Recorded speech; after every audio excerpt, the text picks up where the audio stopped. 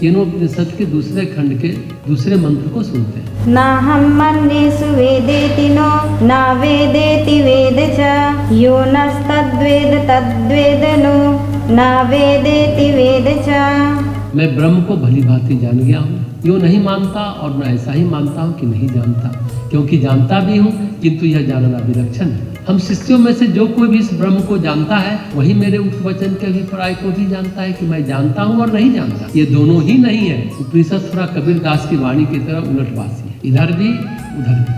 इस मंत्र में शिष्य ने अपने गुरु के संकेत को जानकर अपना अनुभव इस प्रकार प्रकट किया, उस ब्रह्म को भली भांति जानता है। यह मैं नहीं मानता और मैं यह भी नहीं मानता कि मैं उसे नहीं जानता, क्योंकि मैं जानता भी हूँ।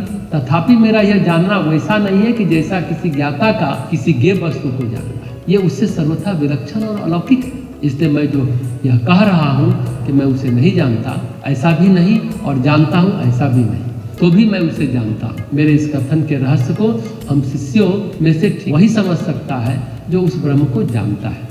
इसमें शिष्य अपने गुरु के कथन के अभिप्राय को जैसा अनुभव किया है उस तरह वह बताता है। यदि मैं समझता हूँ कि मैं उस परमात्मा को जानता हूँ या मैं समझता हूँ कि मैं उस परमात्मा को नहीं जानता हूँ, तो दोनों बातें गलत, क्योंकि मैं जानता भी हूँ और नहीं भी जानता, दोनों एक साथ है। इसका मतलब ये हुआ कि जितना मैं अनुभव कर चुका हूँ उससे परमात्मा का प्रकाश और उसका स्पर्श तो हमें अनुभव होता है, लेकिन उसकी संपूर्णता का अनुभव हमें नहीं होता है, क्योंकि संपूर्णता का अनुभव परमात्मा में विलीन हुए बिना कोई कर नहीं सकता है, और जो विलीन हो गया वो आकर बता नहीं सकता है। इसलिए मेरा जानना वैसा नहीं है जैसा किसी ज्ञाता का किसी ज्ञेय वस्तु को जानना। जैसे रामकृष्ण परमहंस कहते हैं ना, नमक का पुतला चला समुद्र की गहराई नापने, वो आए तो पता चले कि समुद्र कितना गहरा है, मतलब नमक तो पानी में विलीन हो गया, उसका अस्तित्व ही नहीं रहा, तो फिर वो बाहर आकर कैसे बताएगा?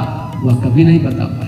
उसी तरह जीवात्मा परमात्मा को संपूर्ण रूप से जानने के लिए वह परमात्मा में विलीन हो गया, फिर वह रूप और आकार में बंधने क्यों आएगा? और शायद उसके बाद वह बंध भी नहीं पाएगा। उसका जो अस्तित्व बचा ही नहीं तो किस आधार पर आकर वह बताएगा? कहने का तात्पर्य कि मेरे सामने कोई पुस्तक रखी है, मैं उसे उलट पुलट कर देख सकता हूँ, आगे से, पीछे से, ऊपर से, नीचे से, उसके बारे में बता सकता हूँ, पर परमात्मा इस रूप में नहीं जाना जा सकता है। परमात्मा का केवल स्पर्श और प्रकाश या उसकी आंशिक अनुभूति ही हो सकती है इस देह के रहते। देह और मन परमात्मा की संपूर्णता को और उसके अनंतता को अनुभव नहीं कर सकते। इसलिए मेरा मानना है जब तक देह का अस्तित्व है तब तक परमात्मा को संपूर्णता से जानना संभव हो ही नहीं सकता। जानना तो है, ये नहीं जाना जा सकता कि मैं नहीं जानता। जैसे हम सूरज को देखते हैं, चांद को देखते हैं, ये सच है, लेकिन जितना हम सूरज को देखते हैं क्या सूरज उतना ही बड़ा है?